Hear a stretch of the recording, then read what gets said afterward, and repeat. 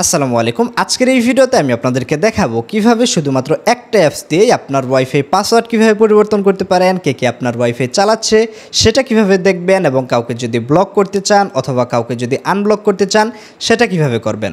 অর্থাৎ শুধুমাত্র একটা অ্যাপস দিয়ে আপনার পুরো ওয়াইফাই রাউটারকে আপনি কন্ট্রোল করতে পারছেন।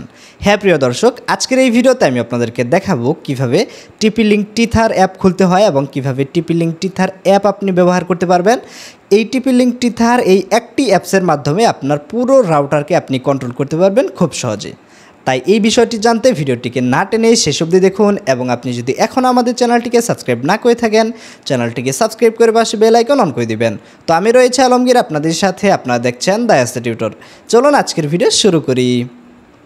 প্রথমেই TP-Link টিথার অ্যাপ চালু করার জন্য আপনাকে যে কাজটি করতে হবে, আপনার ফোন থেকে আপনি চলে আসবেন এইখান থেকে প্লে স্টোরে আসার পর আপনাকে এইখান থেকে TP-Link টিথারের অ্যাপটা ইনস্টল করতে হবে। এর জন্য আপনি যে কাজটি করবেন, এইখান থেকে এই যে সার্চ অপশনে চলে আসবেন। সার্চ অপশনে গিয়ে আপনাকে টাইপ করতে হবে টিথার লিখে, TETHER এটা লিখে আপনি যদি সার্চ করেন, সার্চ করলেই দেখতে পাচ্ছেন এইখান থেকে এই যে TP-Link টিথার নামে একটা অ্যাপস আপনি এইখান থেকে পেয়ে যাবেন। এখন আপনাকে যে কাজটি করতে হবে, এই অ্যাপসটি সিম্পলি আপনার ফোনে আপনি ইনস্টল করে নেবেন। তো টিথার অ্যাপটি ইনস্টল হয়ে গেলে আপনি সিম্পলি আপনার ফোন থেকে এখান থেকে ওপেন করে দিবেন।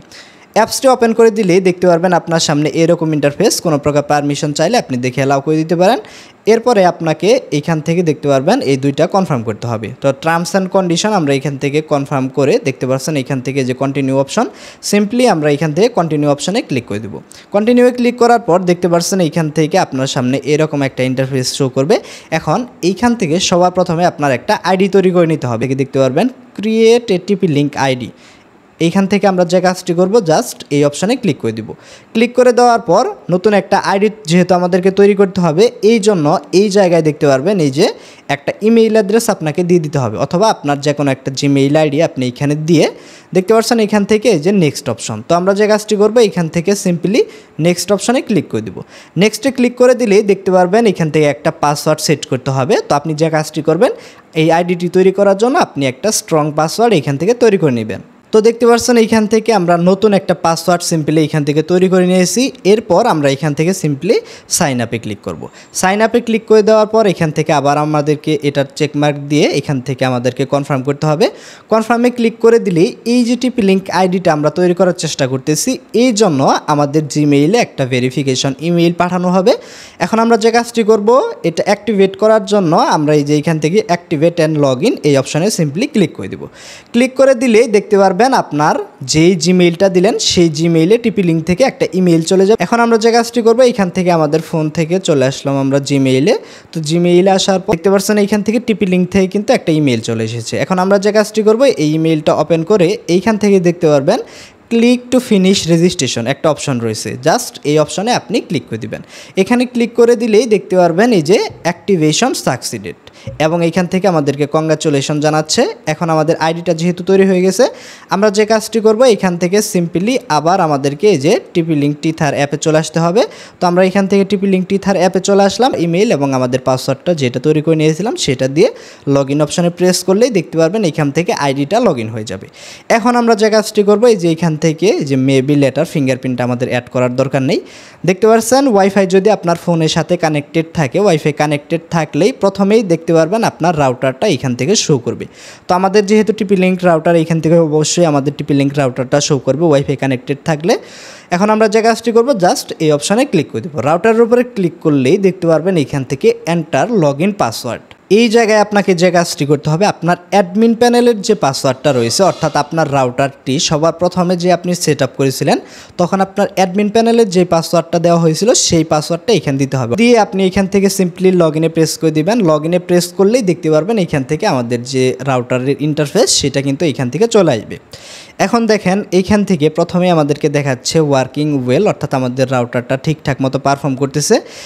এইখান থেকে দেখেন এই যে ক্লায়েন্ট বলে একটা অপশন রয়েছে, এই জায়গা থেকে আপনি যদি এই অপশানে ক্লিক করেন, কে আপনার ওয়াইফাই চালাচ্ছে সেটা আপনি শুরুতেই দেখতে পারবেন। যেমন দেখতে পাচ্ছেন আমাদের এখান থেকে অনলাইন ক্লায়েন্ট দুইটা, এখান থেকে দুইটা ডিভাইস আমাদের কানেক্টেড রয়েছে। তো দেখতে পাচ্ছেন ডিভাইসের নামও দেখাবে, এবং আপনি যদি কোনো একটা ডিভাইসের উপর ক্লিক করেন সেই ডিভাইসের ডিটেইলসও কিন্তু আপনি এখান থেকে দেখতে পারবেন। এখন মনে করেন আপনার এই ডিভাইসটা আপনার অপরিচিত, সেটাকে আপনি মনে করেন ব্লক করে দিতে চান। সেই জন্য সিম্পলি এই যে এখানে দেখতে পারবেন এই যে ব্লক একটা অপশন রয়েছে, এই ব্লক অপশানে ক্লিক করে আপনি যদি আবার এখান থেকে ব্লক অপশানে ক্লিক করেন, এই ডিভাইসটা কিন্তু দেখতে পাচ্ছেন আপনার রাউটার থেকে ব্লক হয়ে গেছে। সে কিন্তু কোনোভাবে আপনার ওয়াইফাই রাউটার থেকে ইন্টারনেট ব্যবহার করতে পারবে না, সে কিন্তু সিম্পলি ব্লক হয়ে গেছে। তো আমি যেহেতু ব্লক দিতে চাই না, আমি এখান থেকে আনব্লক করে দিলাম। তো এখন আপনাদেরকে একটা জিনিস দেখাই, অনেক সময় ডিভাইস চেনা যায় না যে এই ডিভাইসটা আসলে কার। সেজন্য আপনি এই অপশানে যদি ক্লিক করেন, ক্লিক করার পর দেখতে পাচ্ছেন এই যে ডিভাইস নেম, আপনি কিন্তু এখান থেকে ডিভাইসের নামটাও চেঞ্জ করে দিতে পারবেন। তো আমরা এখান থেকে সিম্পলি নতুন একটা নাম মনে করেন দিয়ে দিলাম, দিয়ে এখান থেকে সেভ দিয়ে দিলাম। দেখতে পাচ্ছেন এখন আমাদের ডিভাইসটা শো করবে এই নাম হিসাবে। এখন এইখান থেকে কিভাবে আপনার ওয়াইফাইয়ের পাসওয়ার্ডটা আপনি পরিবর্তন করতে পারেন সেটা আমি আপনাদেরকে দেখাচ্ছি। এটা একদমই সহজ, আপনাকে যে কাজটি করতে হবে সিম্পলি যে এইখান থেকে মোর অপশন রয়েছে, মোর অপশনে আপনি ক্লিক দিবেন। ক্লিক দেওয়ার পর এইখান থেকে দেখতে পারবেন আপনি এই যে ওয়াইফাই সেটিংস বলে একটা অপশন রয়েছে। তো আপনাকে যে কাজটি করতে হবে ওয়াইফাই সেটিংস এই অপশনে সিম্পলি আপনি ক্লিক করবেন। ক্লিক করলেই দেখতে পারবেন আমার যেহেতু এটা 5G রাউটার, এর জন্য এই যে 2.4 গিগাহার্জের জন্য একটা দেখাচ্ছে এবং 5 গিগাহার্জের জন্য একটা দেখাচ্ছে, অর্থাৎ আমাদের যেহেতু ডুয়াল ব্যান্ডের রাউটার এর জন্য দুইটা নাম এখান থেকে শো করতেছে। এখন মনে করেন আপনি এই যে 2.4 গিগাহার্জ এটার জন্য আপনি আপনার ওয়াইফাইয়ের নাম এবং পাসওয়ার্ড পরিবর্তন করবেন, সেজন্য সিম্পলি এটার উপরে টাচ করলেই হবে। টাচ করার পর দেখতে পাচ্ছেন এখান থেকে যে আমাদের ওয়াইফাইয়ের নাম, এখন আমরা যদি এই নামটা এখান থেকে চেঞ্জ করি তাহলে এখান থেকে নাম চেঞ্জ হয়ে যাবে এবং নিচে দেখতে পাচ্ছেন এটা আমাদের পাসওয়ার্ড। আপনি এই অপশানে ক্লিক করলে আপনার এখান থেকে পাসওয়ার্ডটা শো হবে। পাসওয়ার্ড চেঞ্জ করতে চাইলে জাস্ট এখান থেকে নতুন পাসওয়ার্ডটা আপনাকে এখান থেকে সিলেক্ট করে সিম্পলি যে উপরে এখান থেকে যদি সেভে ক্লিক করেন আপনার ওয়াইফাইয়ের কিন্তু পাসওয়ার্ড এখান থেকে পরিবর্তন হয়ে যাবে।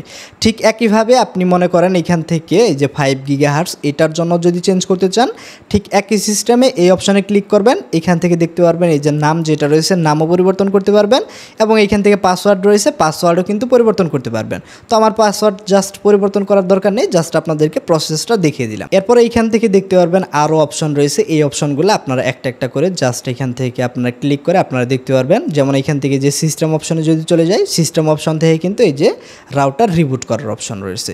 তো আপনারা আশা করি বুঝতে পেরেছেন কীভাবে এই যে টিপি লিঙ্ক টিথার অ্যাপ খুলতে হয়, কীভাবে টিপি লিঙ্ক টিথার অ্যাপ ব্যবহার করতে হয়। তো আজকের ভিডিওটা এই পর্যন্তই ছিল। ভিডিওটি যদি ভালো লেগে থাকে ভিডিওটিতে একটি লাইক দিবেন, চ্যানেলে নতুন হলে অবশ্যই চ্যানেলটিকে সাবস্ক্রাইব করে পাশে বেল আইকন অন করে দিবেন। তো সকলেই ভালো থাকুন, আল্লাহ হাফিজ।